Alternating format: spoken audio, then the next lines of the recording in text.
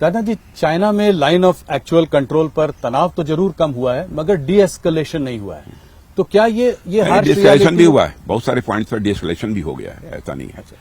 और आपने देखा होगा कि इधर चाइना का भी एक स्टेटमेंट था, चाइना ने भी कहा कि भारत के साथ जो एलएसी पर जो थोड़ी तनावपूर्ण स्थिति बनी थी उसको भी सामान्य करना चाहते हैं।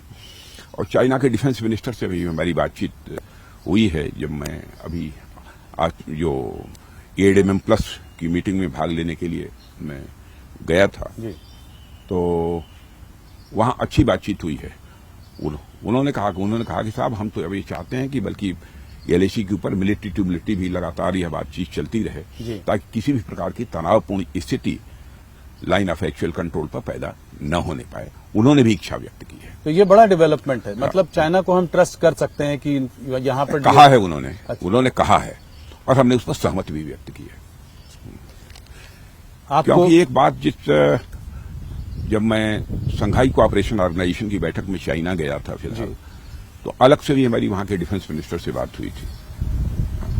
तो मैंने दो टूक शब्दों में कहा था कि भारत और चीन के रिश्तों पर जमी हुई बर्फ जब पिघलनी चाहिए कि नहीं पिघलनी चाहिए, और ये बर्फ कब तक जमी रहेगी, अब इसके बारे में दो टूक फैसला होना चाहिए।